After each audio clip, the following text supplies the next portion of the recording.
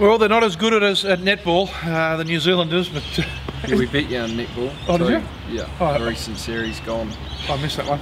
Yeah, didn't you see it? I didn't see that one either. I wouldn't have brought netball up.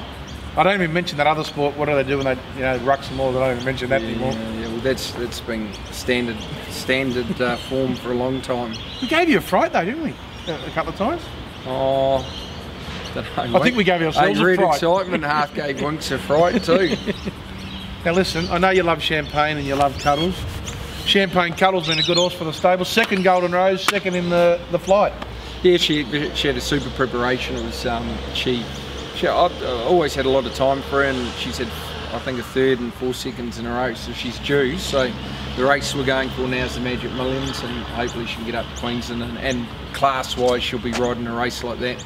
So excited to get her back. She's gone out for a short break, 3 weeks, and come back. I think I sent you a text message one day when I was on it for a result, and I said, she should have won there, I'll explain later. And you wrote, you're on the drink. Yeah, that's racing. I think I was in the same position. Are you sure we weren't drinking together? But she's she did a great job, and look, she'll go up to the Gold Coast. She's got a bomb-proof racing pad, and she knows what it's about. And overall, a great preparation. Well, talking about the Gold Coast, before we get into Randwick on Saturday, I saw Shock Alert was in the race 2, the 2,000 metre race. So it was going to be 6 runners. Now there's going to be 4 runners. You've elected not to go there and go to the Gold Coast. Yeah, which is a little bit of a catch-22, but that race he was sort of racing out of his rating and benchmark. And if you happen to flum a hole, well, that's half the problem. I would have loved to start Randwick and especially a small race, but fast one. That's the way it's. Just take it next door to Portelli's. No, he's a few blocks over. So that's you weigh it up, and I think there's a couple of really promising stayers there as well. That in terms of our preparation, 1800 at the Gold Coast suits better, and hopefully can be competitive up there. When you first arrived here in Australia, if that was a horse walking through, a few of them might accuse that it was coming from one of the other stables. It might have been She Will Reign. I know you sour grapes. You wouldn't do that. No, I wouldn't do that. She's not like any other trainer's ever done that. No. I've lost the name tag, Baker the Taker. They used to be good. Things were tough. I know one trainer said I used to ring my owners for lunch. He said if they didn't answer, I'd just ring Bjorn. I'm probably with him. You love Australia, don't you? Oh, good country. Good country. Just quick, what about your old man? Only a small stable, I heard the other day in Melbourne, but he's on fire, Murray. Yeah, he's got a small select team. Of 130? I don't know, it's got bigger since I've left, unfortunately. More owners, apparently.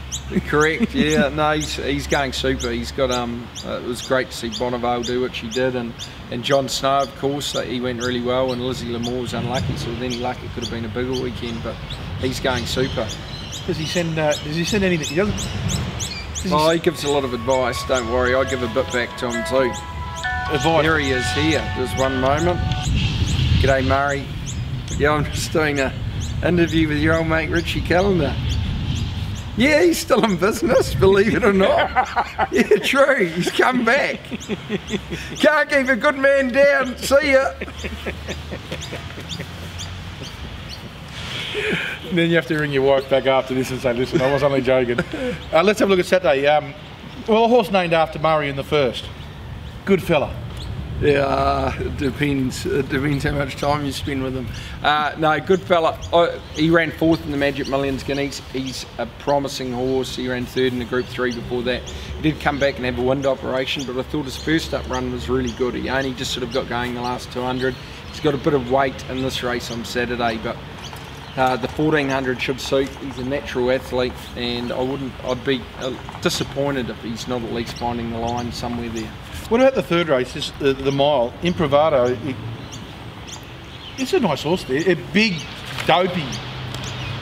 Yeah, he is, and I just wonder whether he might need blinkers this preparation. His first up run, he just got Sir Plush one that day and led them on a merry chase. He said fast sectionals and free rolled in front, and just first up over the 1400 it was a bit tough. So back to the mile at Randwick, he's a naturally fit athlete. He ran 4th in the Randwick Guineas, not beaten too fast. So if he gets back to that form, he'll be very competitive. The question is, will he get back to that form? I hope so. You're very good because you roll straight into Sir Plush. Race 5, 1400. At Rose Hill a fortnight ago, Jason just let him roll, and wow. Yeah, and he's always shown ability at times, and if he gets his own way, he can do that. But in terms of how he's come through, he looks magnificent. His work on Tuesday was outstanding, and I think he'll just be right there again. And it's funny, as the preparation goes on, he gets better, he looks stronger, and I couldn't be happier with him. Is the go not to fight him? I think just to put him where he's comfortable, and he sort of does it, and he's rock hard fit, so he's got a bit of a fitness edge on a lot of these horses, so he'll be up there and just let him roll. Jason's got a good rapport with him. Your imposing lass goes around in the angst? Yeah, no, I think up to a mile too. She's not out of it. It was a really good run last time in Group 2 company, so you could argue that she's half coming back a grade. The runs have all been good. Yeah, she's always consistent. Of course, a full sister to Bonneville, so the family's going well. And I think eventually after this run we'll look to get her over 2,000. She'll be even better. And you finish the day with what is it, Redouble? Yeah, which is an interesting horse. He's come to me. He's had a wind operation as well. He's only had the one soft trial and he went well, but his form's pretty good. It stacks up nicely. It's his first start for me, and he's a nice horse, well bred and showing ability. Drawn ideally, should get a nice run just midfield, and we'll see what he's got. Bjorn's beauty. What's the best? Oh, it's been a bit quiet on the best lately. I just probably Sir Plush. The way he's going, he'd be the pick of him. If I said to you could saddle one else up in the Everest, which one would Mr. Baker saddle up? Well, that's a tough one, but I train Egyptian symbols for Bruce Neal, so I've got to say Clearly Innocent, don't I? Crestfield. Is it Crestfield, isn't it? Yeah, Crestfield. Yeah. So I think he'd be the one, but it's going to be a great race. Great to be there. How many are you taking to Melbourne? Oh, not too many. We've got a few going to the Magic Millions. One or two might come out of the woodwork. Horses like Imposing Lass. We'll just see what happens over the coming weeks. Can you do the haka? Yeah, they call me, I actually did a haka when I was at university, and they put the most intimidating dominant person in the middle of the front row. So you're at the back? So I was third row, which is the last row on the widest side, so yeah, I can do it very poorly. Can you do the Aussie haka? Yeah, I can. Where's my wallet? I still haven't got it. I'm not Aussie though, because here it is. Thank you. Mr. Bjorn Baker.